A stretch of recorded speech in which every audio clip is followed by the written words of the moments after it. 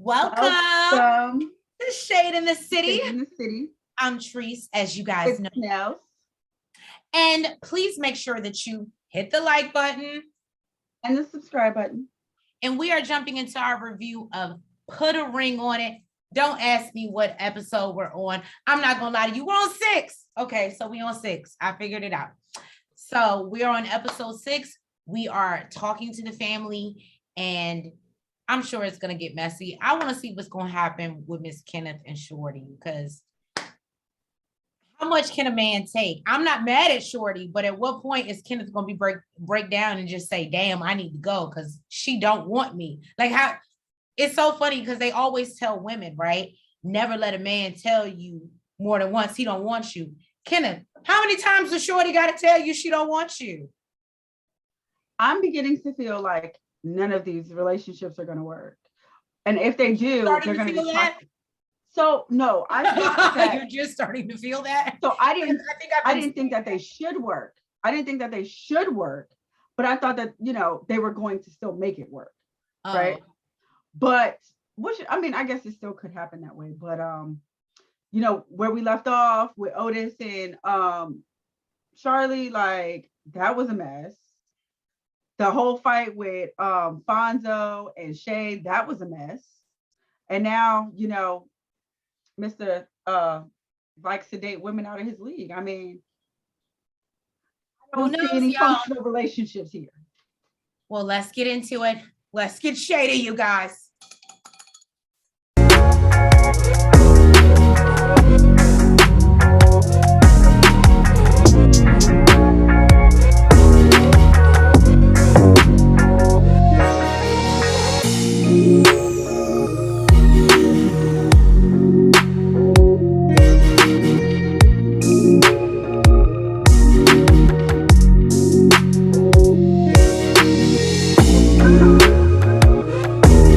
Jump back into the drama with Otis and Charlena. Charlena's ready to leave, y'all. She's like, "Give my keys. I need to go." He's like, "No." She's like, "Don't tell me no. Like, you have no right to even look. Breathe my bitch, okay?" And Dr. Nicole is like, "I think we need to settle this." And she's like, "No, there's nothing to settle. I'm done. You've embarrassed me enough." And Dr. Nicole is like, "Look, this is the thing. You have to let everyone be themselves in this process. Let them go through the process so you can see them for who they truly are and find out if who they truly are aligns with your values and what you want." And I think that's really what she was trying to explain to Shay last episode when she intervened in, her dude's relationship, her dude's date. Then she moved on to Fonzo and Shay. Jesus Christ. She says, her and her date with Asar was going great. They were having a conversation.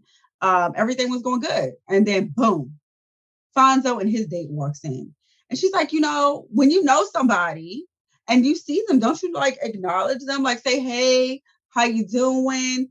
Something. And she just felt like, she wasn't acknowledged. And it was an issue for her. So she says she expects a certain level of respect from her spouse. And Dr. Nicole says, with a very confused face, she's like, "Spouse?" And she was like, "Yeah, he's my boyfriend. I'm his girlfriend. And we're going to get married. He's my spouse." Let me say something. Okay. Dr. Nicole, she was like, "Look, no disrespect. Okay, but they're not the same thing." And she's like, "Well, to me, they are the same." And she's like, "Okay, they may be to you, but that's not reality." "Oh, well, it's my reality." And Dr. Nicole's like, No. Okay, like, ma'am, just listen, okay? So I have these expectations because of that, and these premature boundaries that are just not appropriate because, you consider him to be your spouse. And she says, it's not going to help you get to the reality that you want, which is to actually be married. And Shay really had nothing else to say after that. She was kind of shush mouth. And then, she asked her, like, what do you want? So Shay's like, I want Fonzo to stop laughing. And, when she said that, actually, Teresa reminded me of you and your relationship. She just doesn't like to see me happy. But I'm sure Shay meant, when she's being serious. Why is he laughing? Why is everything a fucking joke when I'm being serious? And she basically says that she feels like Fonzo is selfish and he wants her to pour into him in every aspect while he depletes her emotionally. And for some reason, Fonzo finds this shit funny. And Dr. Nicole got in that ass about that shit. Then they move on to Kenneth. Kenneth says he won't be going on a second date with Chantrell. And Shorty says, I think y'all just need to find him somebody who, he can hook up with, who he's actually physically attracted to, because that's what she feels he needs as a kickstarter. She says that she will be going on a second date with Javi. What is it? Tavy. Yes. Apparently a series that I said TV. Tavy. Because he had her back and that's what she's been looking for. So Dr. Nicole checks in with Kenneth. How do you feel about that? And Kenneth is like, I'm just rolling with the process, dog. I'm not here for it. But he's really fucked up about it. We know this nigga's crazy. Fonzo and Shay both agree that they're not going to go on a second date with their last people because of everything that went down, and they probably feel fucking embarrassed and will look crazy. Charlena decides she's not going to go on a second date with Brent, which I kind of wish she would have, but I think she's really just pissed off and she just doesn't even want to think about shit. And Otis decided not to go on a third date with Milan. So of course, Dr. Nicole says, well, how do you feel about that, Charlena? And Charlena is like, it doesn't really matter because they probably already met up. I mean, he is DMing her. He's not being honest. So what the fuck do I know? And I agree. She's completely fucking right. So she was like, I just feel like y'all just need to find me a good date and I'll be good. Right. So Dr. Nicole's like, okay, this process is not to replace you, boo. Exactly. It's not to replace who you with, right? But the process will do what it's meant to do. Okay. So you realize that maybe you're not supposed to be with him. And she gives them this week's assignment. She says, it's about family dynamics. Like they're going to meet with their closest family members to see how like their past relationships have affected them and how they relate to their partner. Then everyone's dismissed and Charlena trucks it out of there. She is gone. I think I saw dust fly behind her shoes. Okay. She goes straight to production, tells production she needs her keys, and she's out of there. She's like, Otis can catch up with her ass later. Otis is left in the dust, looking around the corners and shit, looking for her ass. She off in the benzo, gone. Okay. Otis, you better call that Uber. So we see Otis. He's gonna go talk to Daddy Otis. Daddy Senior. Otis Senior. So we're gonna call him. Daddy Otis was kind of fine. Okay, we're gonna call him Dotis, right? Dotis. So I think I kind of like calling him Daddy Otis. That is somebody's father, literally. Anyway, I'm somebody's mother. What that mean? You're terrible. Anyway, so Otis goes to talk to his daddy. Him and his mother, who passed away, unfortunately, were married for 40 years. Mm-hmm. His dad says that he's a fan of Charlie. He just wants to see their relationship grow.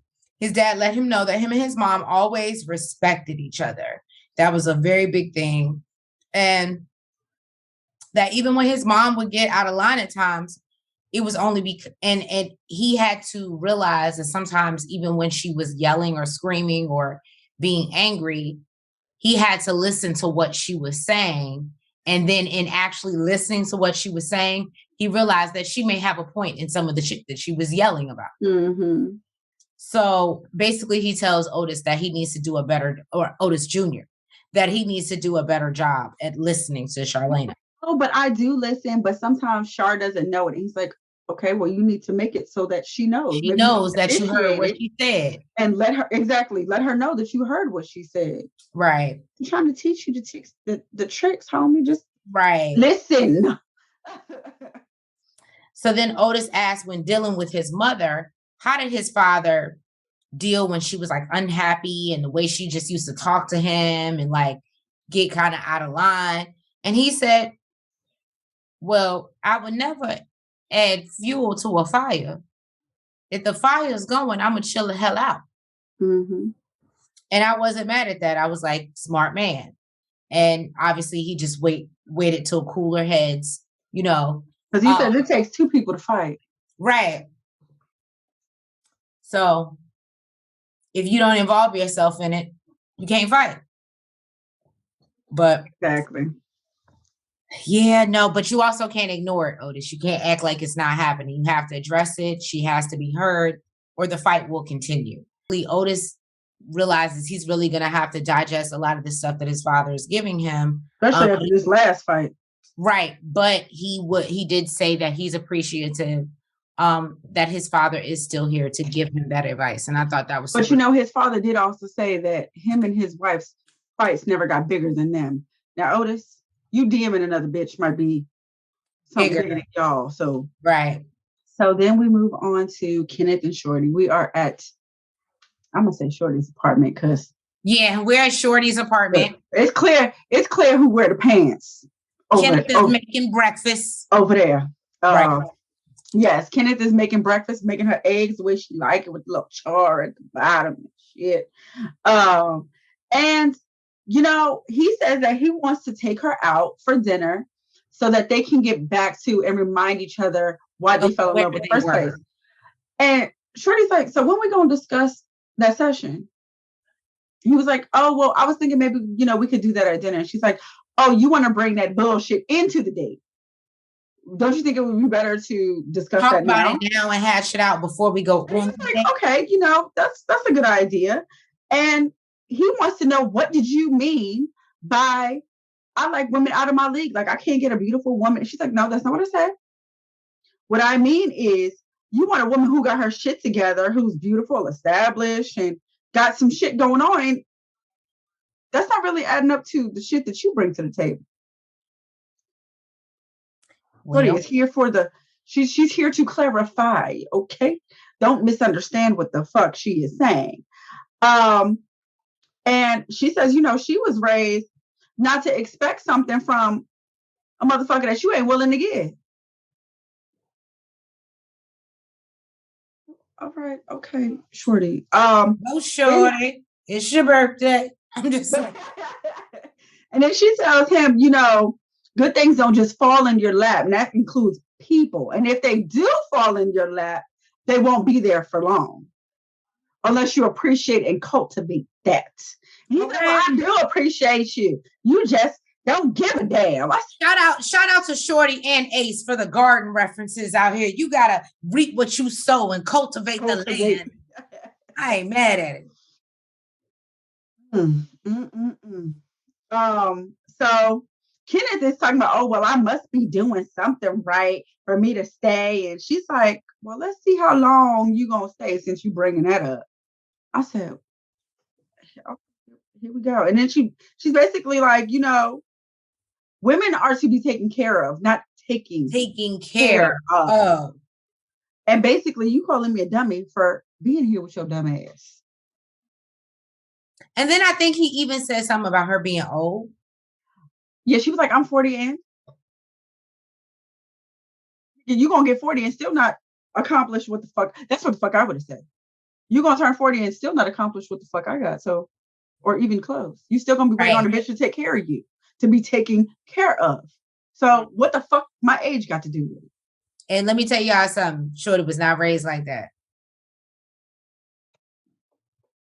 Charlena and Otis. We see Charlena walk out in a beautiful dress. Like super cute. Hair done, makeup done, super cute dress. And Otis noticed. And he was like, you look good. And she was like, I know. So, I mean, but she does. Able to. But she does say thank you. And And he's like, oh, so you getting ready to go on a date, huh? She's like, yep. And he realizes that she's still upset. But I will say, he does try to apologize. He says, I'm sorry. I realized my actions were fucked up and what I did. But Charlene is just not open to it. She said the apology was very vague. I can tell you why she's not open to it. Okay, tell us now. Not open to it. She's not open to it because this is not a conversation that you had with her as soon as you got the advice from your father and came and sat down and spoke with her. You waited till she's all dressed and pretty to go out on a date. So then it makes it seem like the only reason why you doing this is because you'll make her feel guilty. Manipulate her before you go out, before she goes out on her date. Go ahead. Okay. Put on your PhD hat. I ain't mad at it. You know what? If anything, what he should have did was, if that's when he decided to have the conversation, what he should have said was, you know what? I had a conversation with my father and spoke with him about our relationship. And he helped me see what I was doing wrong. And he helped me see I should be doing it this way or whatever. And let her know that that's why he had a come to Jesus moment versus I'm about to go on a date. I look fine as fuck. And that's why you had a come to Jesus moment. So go ahead. Carry on. You stupid. Well, either way, Charlene says she's not here for it. She said that it's more about his actions and him wanting to be better.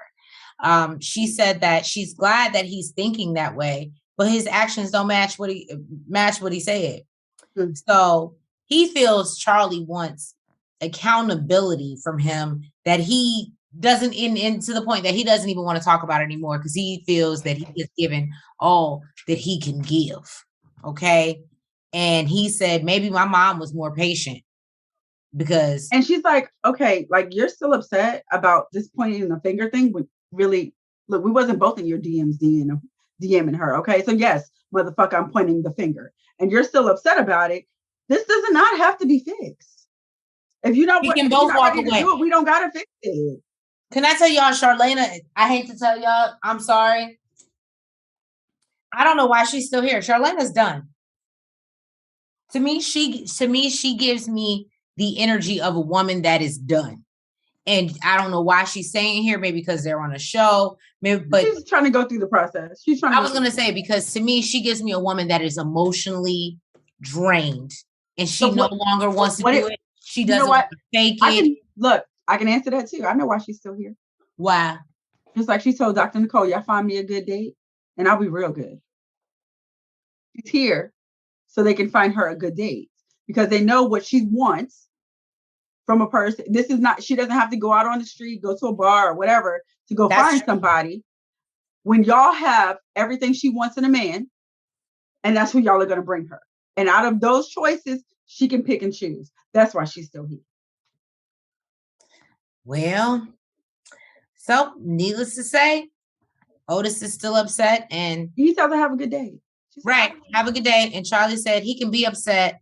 But you know what? He brought that on himself. And I said, well, Charlie, that's so true. Men be so mad when you hold them accountable for their motherfucking mistakes. Why are you still mad? You don't get to decide how long I'm mad. I hate that shit. I said this dressing up for the date, looking extra cute for the date. Like, yeah, you had fun on your date. So I'm definitely going to have fun on mine with so much Treese energy. That was so much Treese. And I want to know what the fuck her sign is too. That was Treese energy. It definitely was. Get all dressed up. Especially if she wasn't doing it before. Oh yes. Now I'm definitely gonna do it. We're right. Definitely gonna have fun too. You have a good night.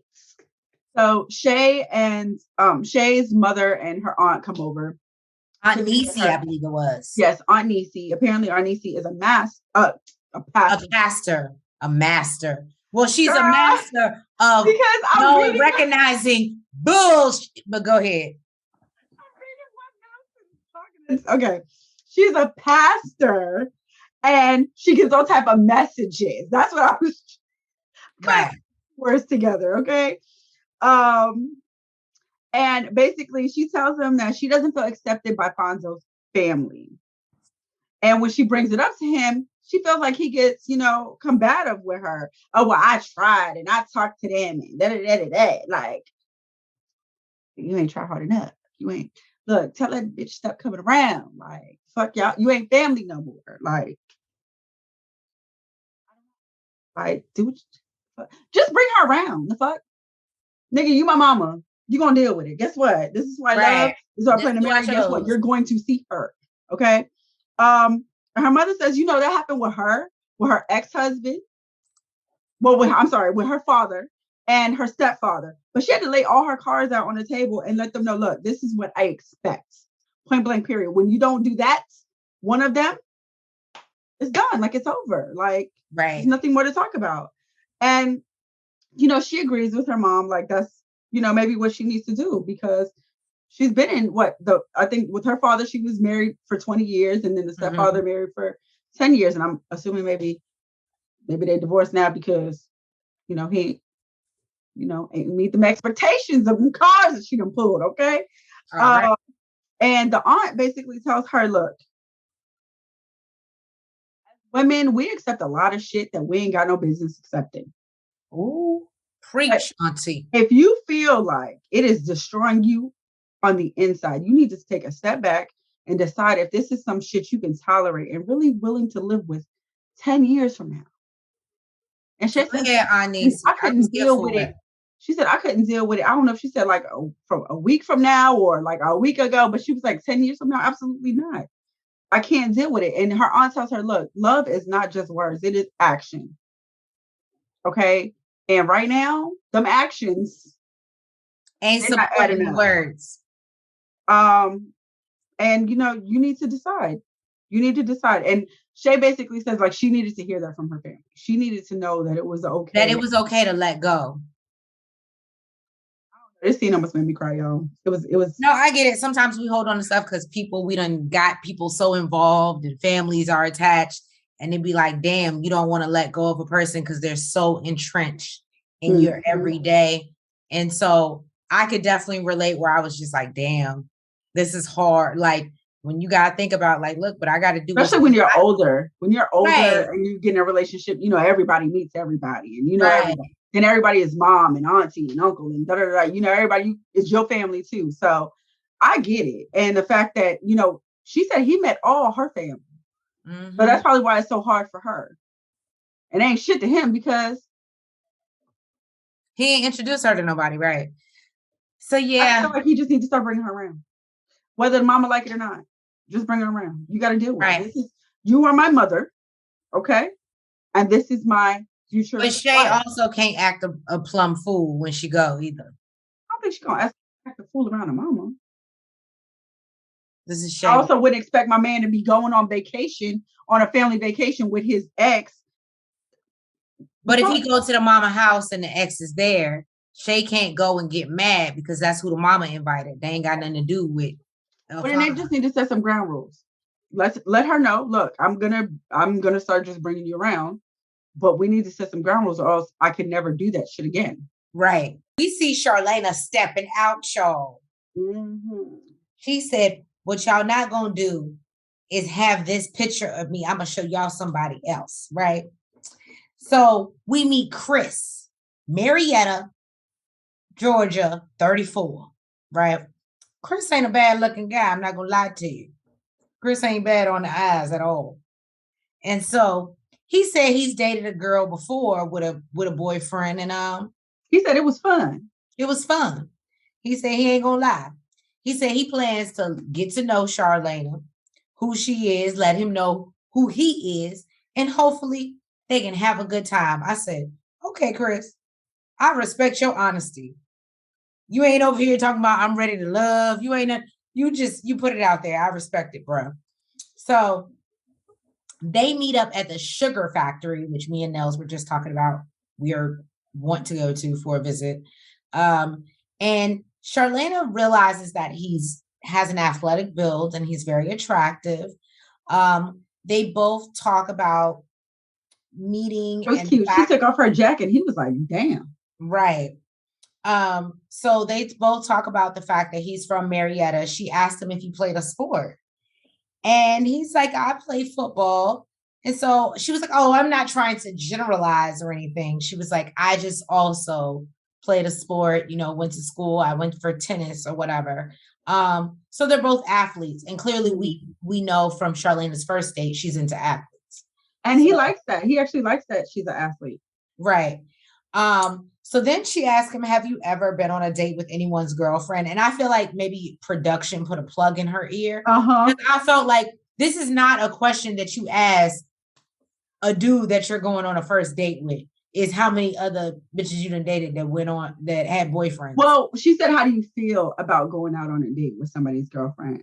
Okay. But it isn't something that you would normally ask. Right. Mm-hmm. So Charlena, and I'm not going to lie, I really want to find out her sign now, because Charlena lets us know that although that was weird, as like him being so honest and the fact that he was so upfront, and it's kind of in a way a turnoff, because she's realizing that he may be a little bit of a player, but she loves the honesty. And I said, Charlena, that's what it is for me too. It's fucked up because he may be a boy, but sadly, you would rather deal with an honest boy who tells you what he's doing and how he's moving versus someone who lies to you and makes you think that there's something else when they're really a fuckboy. I love honest men, right? We know this. You didn't get that? Honest men. You could tell that she said honesty. That's something that I haven't gotten. Like that was her. And let me tell you something, when you get it, it is a fucking gem. But I love the fact you can decide. You gave me the option to decide whether I want to fuck with you or not, given the information I was giving. But I don't think that means that you should just fuck with them because they were honest. They will be honest with you, but still be a fuck boy. Now, they gave you the option. I think what you should do is appreciate the honesty and maybe keep them as a homeboy, But then we learned, this was the best part, y'all. He talks about, we learned his ex-girlfriend. He asked what school she went to, and we learned she went to FAMU.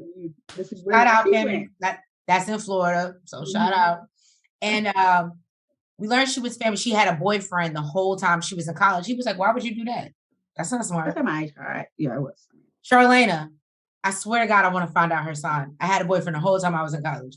Whole time. I was never single while I was in college. Some people see it as stupid. It is what it is. Shit, I see it as stupid looking back. I was just about to say, what do you see it as now? Right. I see it as stupid now that I look back on it. But, you in love and shit. You don't look at it like that. So anyway, so his ex-girlfriend is from there. But we learned his ex-girlfriend was a bit of a nympho. She wanted it multiple times a day. In the morning before the meeting, in the evening, few times a day if she can get it. Then he said they had threesomes a few times a day. He said he thought that he wanted someone with a high sex drive until he got it. And she's like, most people would want that. And he was like, yeah, I thought so. So then they talk about dating in Atlanta. And he says, it's easy to date in Atlanta, but it's not something substantial because it's easy. All the options. And I'm sure everybody named Mama done heard about all the options. Right. In Atlanta. Right. And he says that when he gets married, he needs like a top-notch female because there are so many options. Like he wants to feel like he ain't got to look nowhere else because he got somebody at the top. And I respect that. I respect that answer. And Charlena respected it too. And they very quickly talk about going on a second date. And he says, well, when are you going to leave your man, basically? Because I'll let you know if we get a second date. I said, okay, Charlena, you out here acting up. Act up for you get it was off of something that he act up for you get smacked up. Okay, she was out here being a city girl. Okay, go ahead, Charlena. Yeah, she was going to have some fun. Right? Shorty and Kenny go out on their date together. And basically, he's trying to be sweet, lay on all the romance. Shorty is not here for it. She's like, I want us to be honest. So what was weird is because she wanted to hash out all the issues before they went on the date so they could have a good date. But she's bringing all the issues to the date And he's trying to move forward and finesse her. And Shorty's not here for it. I guess because she's heard it all before. So only your sweet talk, baby this, baby that, but your lies ain't working now. Look, and your checkbook bounced. What happened? I said, and your checkbook bounced. Oh, you ain't got no money. Your checkbook bounced. That's why you looking at my account. Hey, so anyway, so they go to dinner, and Kenneth basically is just trying to sweet talk her. He's trying to kiss her. There's even a moment where he goes in to kiss her, and she's like, you didn't say nothing, do nothing. That wasn't even warranted. I was like, well, damn. And from she really loves him and wants it to work out and him to get his shit together to, I don't want you, nigga. Don't touch me. Don't talk to me. Don't kiss me. It gave me Tina Turner. I don't want you. I don't want you. I don't want you no more. I don't want you. That's what it gave. So I don't know what happened. Kenneth starts to get offended, and he's like, you disrespecting me as a man. And you know, I love you, and I'm out here trying to do what I need to do. And Shorty's like, well, that all sound good, but you talk like this, but can you back it up? You got a good ego. Such a huge ego. Yes, you do. She don't love your ego. It's too much. You talk like this, but you can't back it up. Hey, I'm on a roll tonight, y'all. Yes, you are. You know, he says that he can't be expressive with her because she'll argue with him and get on a subject that has nothing to do with their argument. He wants to be respected as a man. And she said, on one hand, she loves the fact that, you know, he's saying, you know, this is how I want to be treated. You need to respect me. And on the other hand, she's like, nigga, who the fuck are you talking to? Basically, she feels like, you know, we're not about to just sweep some shit under the rug. Like, we need to be realistic. We need to know where the fuck we're going. And he says, you know, you just drain me mentally, emotionally. And she says, you know what?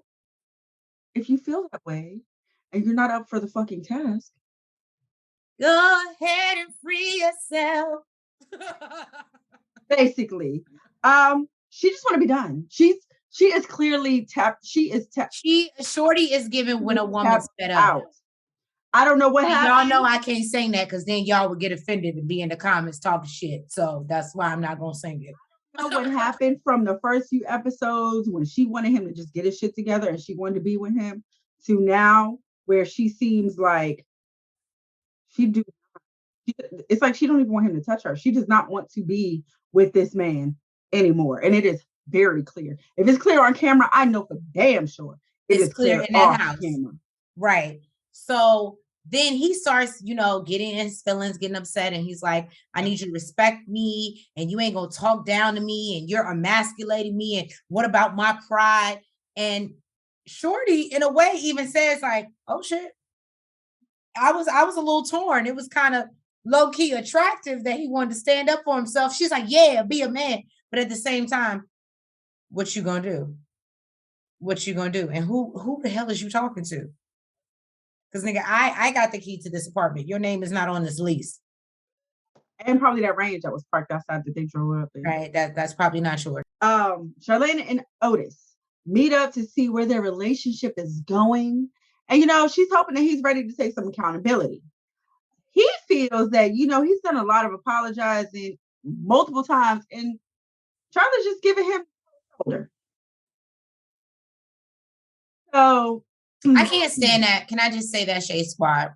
I don't know if you ever dealt with a man that did wrong and then they feel like because they apologize a couple times or maybe bring you some flowers or do something that you're not supposed to be mad at them anymore, they can't accept how long you're mad at them or how long they have to sit in the shit. Now, however, I will say, Charlena, you acting like he a bitch. I'm just saying.